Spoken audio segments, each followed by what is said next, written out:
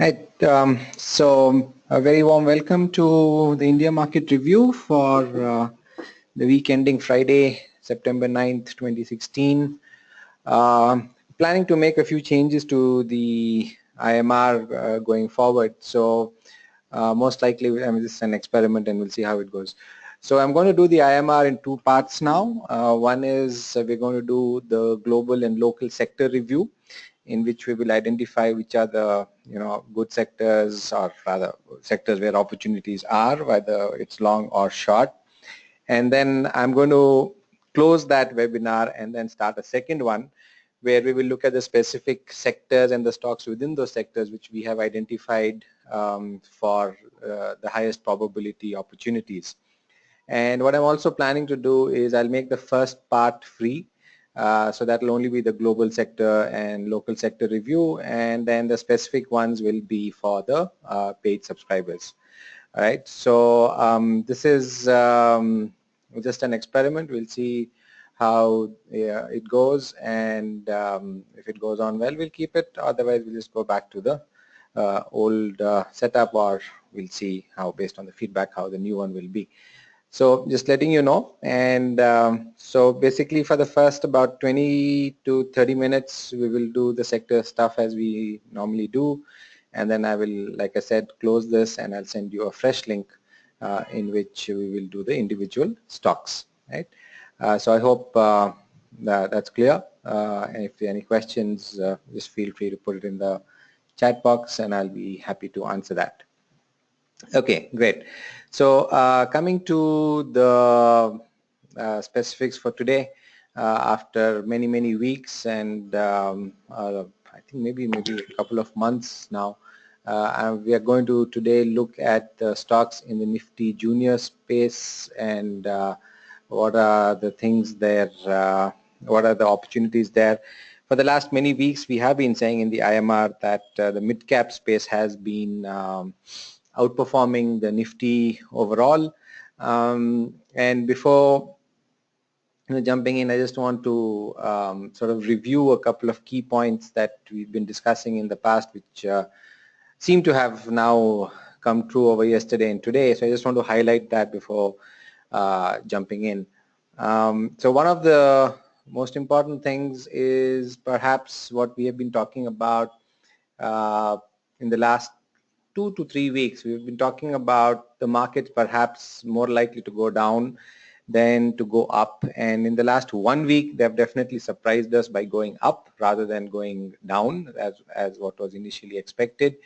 And the reason we expected the markets to actually go down at that time was because of this head and shoulder pattern there, and which actually broke down and then recovered, which can happen 2 out of 10 times or 3 out of 10 times that happens. And then it has rallied from 8,600 on the Nifty to close to 9,000 on the Nifty. And then for the last 1 or 2 days, it started to look sort of top heavy, and we started to see this red candles form. And today we've been almost 1% down on the Nifty itself. So just wanting to highlight this point that maybe that prediction or that call is coming true. We can't be sure yet. The volumes have picked up a lot in the last 3 trading sessions, which is how you can look at it both from 2 ways. The volume is always a dilemma. It's going up on high volume, or is it being now sold off on higher volume, right? And we talked about this divergence trap and whether that is on its way, not on its way. I mean, it's kicking in, not kicking in. Essentially what's happened as far as the Nifty is concerned, it's come to its life high of 2015 or very close to that zone, and has backed away a little bit from that. Now, is this a top being put in place, or which is of more significance and we're going to see more downside moves, or is this just a temporary halt before the market continues to march upwards? A little too early to say, but what's very similar here, or this on the weekly chart, is we had a shooting star here, and this is February 2015, and then we've got a sort of shooting star here today, and this is September 2016. That the fact that this is green and that is red hardly makes any difference. Whether we are now seeing a top here and we're going to see a retracement for some time, well, these are the things to start thinking about. One of the things we emphasized in the last IMR, if you were watching, is we said you can be long, and there are definitely some good long opportunities, but be very cautious on the long side and be ready to jump out of the market should it turn, and have tight stop losses. And it's just possible that this could be happening. Still too early to say. I'd like to see. I mean, the long-term moving averages and the long-term trend are definitely still bullish. There's no doubt about it. As a trader, you'd be cautious. As an investor, you'd definitely watch and keep a keen eye out for what would happen next. What's also to be noted is that the P ratio of the Nifty is at around 25, so that's definitely rich and expensive valuations, and really not much fundamental reason for it to jump up right now. So overall, I would say the headroom to go up is both technically and fundamentally a little limited, and the chance of it going down is, or the likelihood it's going to go down is much more. Except that should you jump out now, should you be short now, these are little iffy questions. For somebody who can review the market every day, then as a trader, yes, you could do that, but as an investor, a longer term person, you need more evidence before we see anything to say it's a definitive short or exiting the longs, right? So that was just to overall globally review the Nifty, and just say that what was anticipated about 2 weeks back may be coming true. We'll need more evidence, and we'll have to just wait for next week into that. The other thing that I just wanted to highlight as part of this session was for many weeks we've been talking about the IT space going down. So I don't know if any of us when the IMR took advantage of the shorting opportunities, but there was a massive head and shoulder top, which we're not going to be reviewing today in detail, but this was a 1.5 year head and shoulder top on Wipro, for example, and that really broke down in the last 4 to 6 weeks. And had you been a regular follower, you should have doubled your money shorting a futures contract at the very least. And if you're doing options, you would have made a multi-bagger return. Basically, we were short at around 545, and it's still 480. And like I've reiterated, it's most likely that this will continue to go down. There's been a bounce today, and a little bit surprising. Actually, I'm quite surprised that IT space has gone up today when the overall Nifty itself has gone down. But this is just a technical bounce, sort of not really a gap there, but in a sense you could have said there was. And if there was, it sort of closed the gap, and I really expect that it should maybe go down to 450 in due course of time. So this is just an example on the Wipro side that we have been following for quite a long side on the bearish views, right?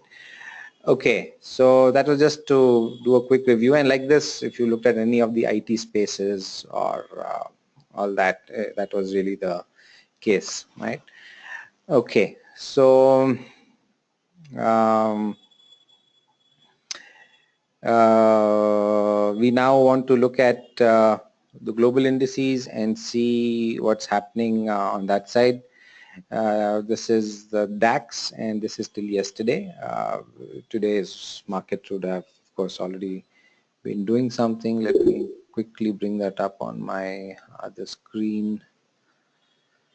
So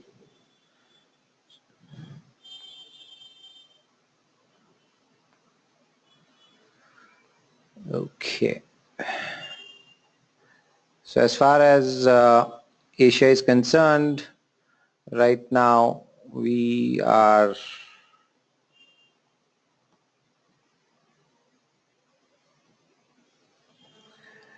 Right. So more or less flat to negative on the Asian side today, and on the European side, well, half to 1% down, and looks like if you look at the trends which are happening right now, then looks like the rest of the day is going to be quite red, right? So no sign of recovery on the intraday charts for any of the major European indices. And if we look at US, then that's also 2% down on the utilities side, on the Dow Jones utilities as we speak. That's a lot. And then if I look at the S&P, why is it taking so long? Okay. All right, doesn't matter. We're just going to not spend too much time. So basically you can see that both Europe and US adding to the bearish sentiment, absolutely no bullishness at all right now, right? So we are basically looking at DAX maybe close to this support level. So still not broken that support, but definitely close to that. If you look at where is the FTSE?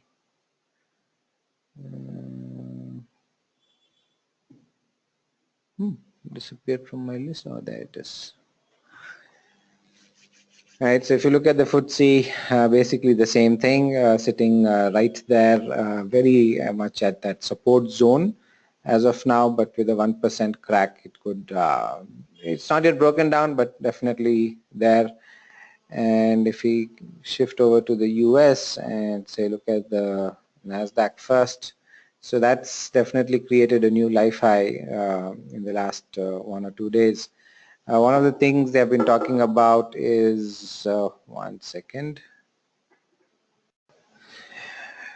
So one of the commentaries going around in the news is about the iPhone 7 release and the Apple stock really not reacting to that, and also the the US market's not really taking that up positively, and whether that means anything. People will always be creating news. But anyhow, the Nasdaq definitely looking, a little tired, though it has created new life highs and been able to go beyond its old life highs. There is a certain hesitation and a pause there, I would say, and that is something to be kept in mind, whether that translates into a sort of reversal. If you look at it from the whole of August right now, let me take it back. Yeah, so if I take it back a little bit more.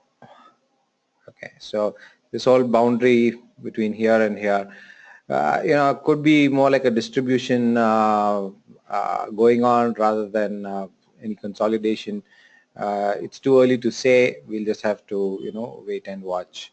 If I turn this to a weekly chart, then you're looking at weekly dojis forming on the Nasdaq, plus you're seeing volumes tapering off. So it's definitely a wait and watch approach. Wouldn't say go long, wouldn't say go short. And more or less you get the same approach on the S&P 500. More or less the same thing on the S&P 500, especially more dojis there, and wait and watch, a hesitation going on the S&P 500 too. And if we look at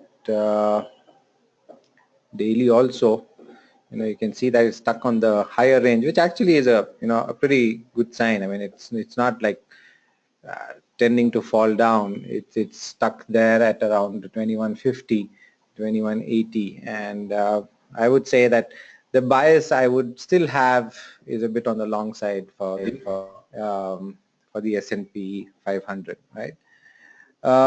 So looks like I would say overall Europe and US wait and watch, and with what we have seen today, intraday stuff, it's definitely bearish sentiment today, and partly could be if you're looking for excuses and reasons, or it could be the North Korean nuclear launch which happened, which is going to maybe spook the markets a little bit.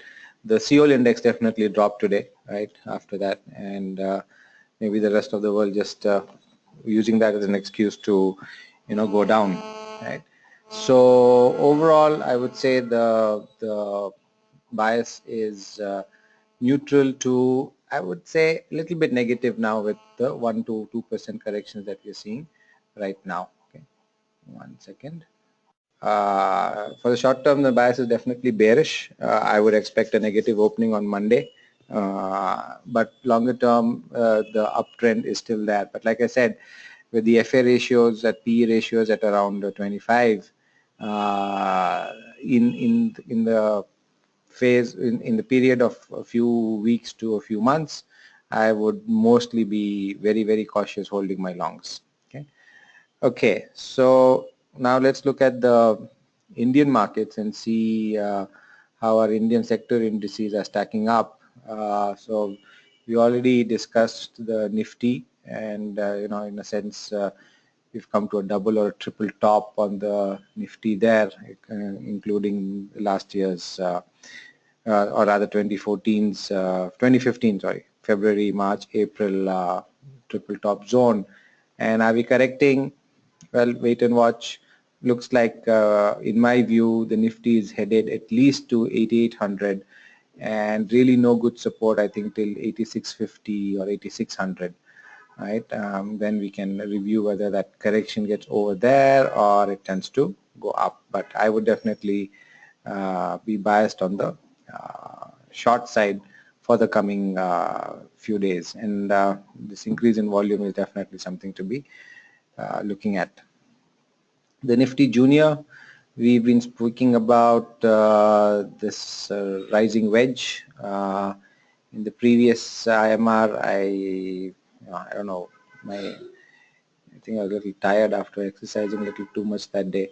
I kept saying ascending triangle. It's not an ascending triangle. This is a rising wedge. And is this rising wedge about to break down? And if it does, we know the implications of that. Okay, not very happy ones for people who are long, and it still needs more evidence. Nifty Junior going below 23,000 on a decisive basis should set the tone for much lower levels. So another 300, 340 points down on the Nifty Junior is what you should actually be watching out for. Today we were down what? Uh,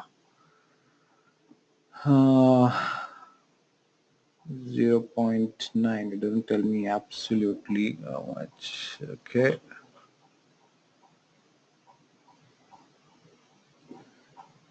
So we were down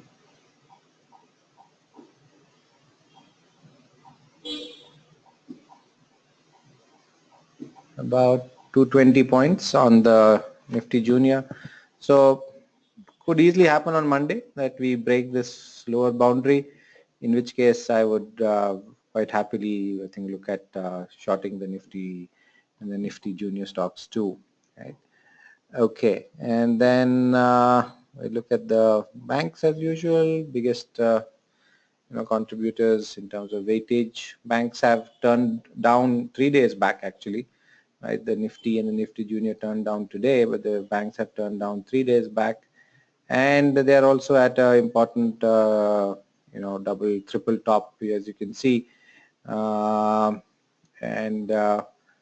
well, if the bank Nifty breaks 20,000, that will definitely be a sentiment breaker, in my opinion, and then we could easily see 19,600. Though the way it's coming down, sort of gapping down for sure, but not really strong red candles, not the Marubozu type. So sentiment on the downside still, I guess, needs to pick up, right? So this could just be a correction, too early to say, but all said and done, if you take the 3 days moves, it's definitely bearish. If you look at the PSU bank, that's so okay. So the PSU bank has come down only today. So the private sector banks looks like are going down faster than the PSU banks.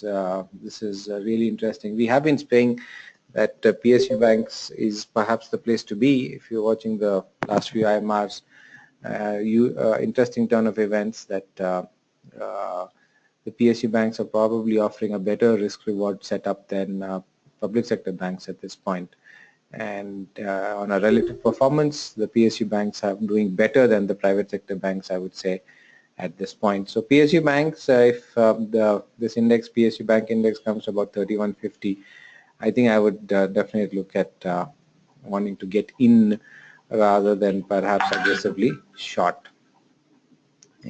As you can see, the PSU bank index at that multi-year, 3-4 year support resistance zone. It'll be interesting to see how it,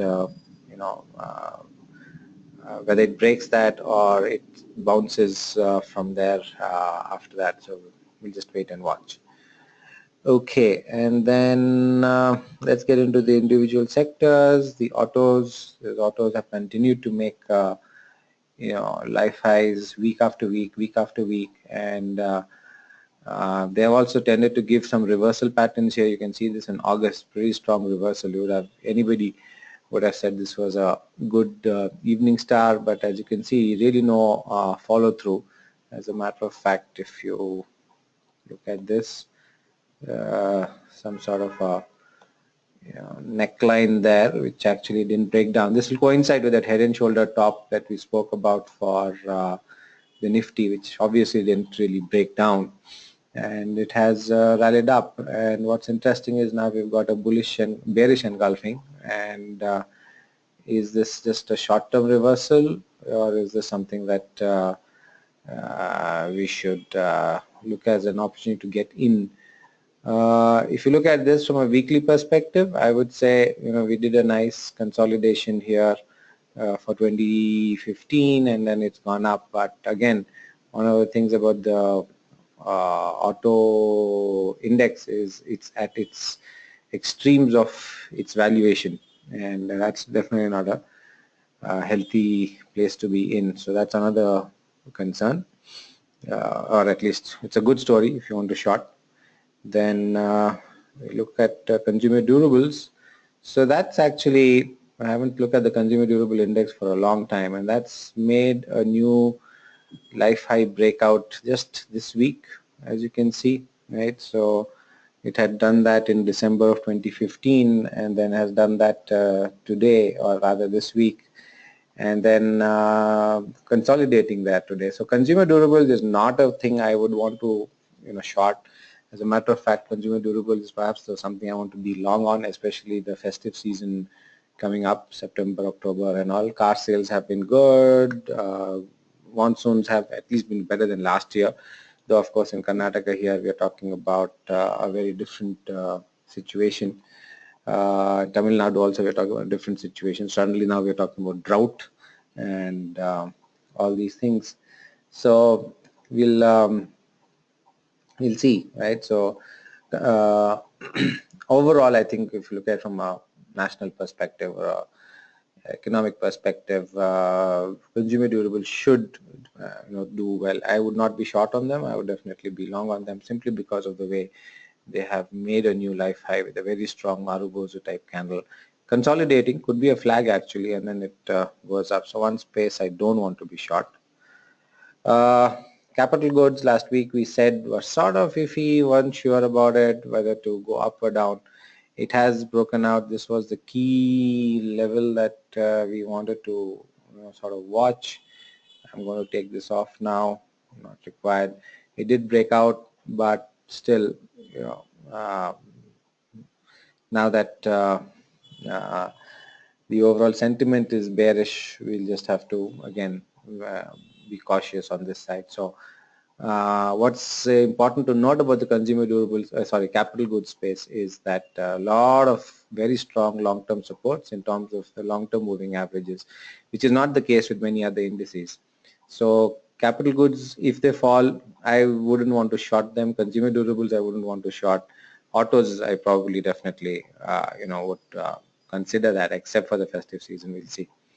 Right, and then coming to the FMCG space. So so this is a very strong reversal, I would say. FMCG has made a new life high on Thursday, and today this sort of quite strong red candle, which has taken away 3 days of gains or 2 days of gains, probably we're going to see higher, more downsides, in my opinion, in the week forward, and the long-term supports are definitely some distance away. What level I would want to watch out for is probably in this zone somewhere, right? So I want to watch out for 8700, 8600, but till then that's still about a 200-300 point drop, and you could probably HUL, ITC and all other ones you want to be looking at for potential shorts. Then we come to IT, and IT we've just been bears on it for more than a month now, and I reiterate that view, right? Especially if it breaks this. Just watch last week's IMR. A lot of the IT targets, 10, 15, 20% below, are still to happen, and that could perhaps be the best place to short if the Nifty actually breaks down further. Okay. Then looking at metals, so what we said about metals is after a spectacular run for most of this year, maybe they are in need of some consolidation and some rest, or a correction, if not a correction. And we've also spoken about this bearish divergence which is there, and at this point the metal index and all the metal stocks sitting above some well-deserved resistance breakouts which have become supports, and these are also of a multi-year time nature. So we're talking about metal stocks basically sitting above the 2012, 2013 zone, so good support, and they could rally from here. So metal is not something I want to be quick to short. I would rather look at metals for potential longs should the market correct. Having said that, the other view is that they have run up quite a lot from their moving averages, and you do tend to get reversions to mean, and when that happens, that will be the better, safer, lower risk opportunity. So don't be in a hurry to short metal, because from a valuations perspective they are still okay, right? And yeah, I think that's what I would say about metals. Realty index, okay, so this is definitely a surprise. We had talked about this consolidation, had broken down last week, and has just spectacularly turned back up this week. And the first thought as I was looking at that was whether I was looking at some wrong data or something, or no, it's the same file that gets updated for everything. So something is happening on reality, that's for sure. What? No clue. But this is definitely a good, nice, bullish picture, I would say. And reality looks like another place not to short. And I would want to watch out for those levels. So this is basically DLF probably, but 1640, if that breaks on reality, then this could actually, come to think of it, be a false breakdown, right? And if that is the case, and this is something that we have observed in the past also, I'm just going to put that here, and I'm going to mark that, and I'm going to put a question on that and say whether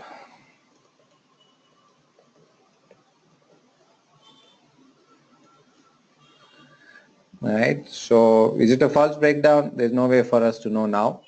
Okay, we'll know this depending on how it goes out on the resistance side, but sure, it's looking like that on prima facie evidence right now because of the way this has gone up here. I mean, this very strong Marubozu rise here, for whatever reason, is something to really pay attention to. Okay. Okay, have we missed anything? Okay, infra. right? So infra, basically the same thing, right? It's consolidating and very close to the longer term support. So infra I wouldn't short, reality I wouldn't short. So let's get our short IT, auto, Nifty, Nifty JNR. All right. Do not short realty, capital goods, and consumer durables. Yeah. Okay. Longs. Well, this is again, given the, again, I want to reiterate this, the bearishness in the market today, and by the way, just to capture it for you in a single screen, here is the index watch screen from the NSE website, and you can just see that there's a lot of red, right? So and added to that is what is now happening in the US and Europe, and I would just expect more downsides to happen. So it's across the board sell-off. It's not a stock specific, it's not a sector specific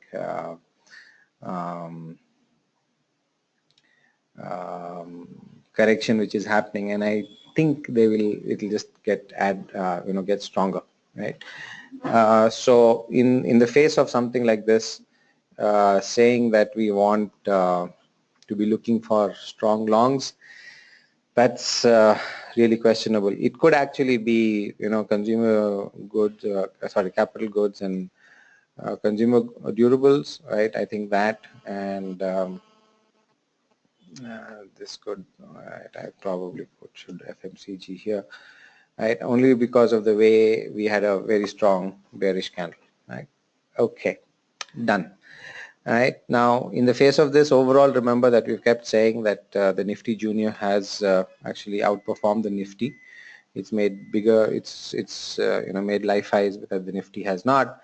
So there may be some surprises in the mid cap space, and that is what we will jump into at this point. So I just want to oh yes, right, do not short PSU banks, right, and maybe short private sector banks, right. So I hope the logic has been laid out for why we are saying what we are saying, right? All right, so great. So that brings me to the end of part one of today's IMR, and I'm going to close the session here, and I'm going to start one where we're going to start looking at stock specific setups in the Nifty Junior. So please do take some time to get back with your thoughts, feedback, and how it went in the terms of this new part one, part two format that I'm splitting the IMR into. I would really like to know your thoughts about it and help improve the value that we're trying to provide with the IMR, right?